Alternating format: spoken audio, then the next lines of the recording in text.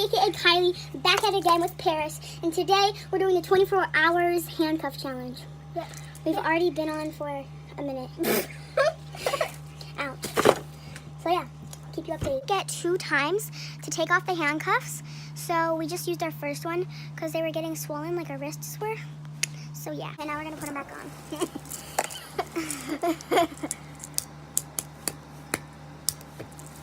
No, we're going to the beach.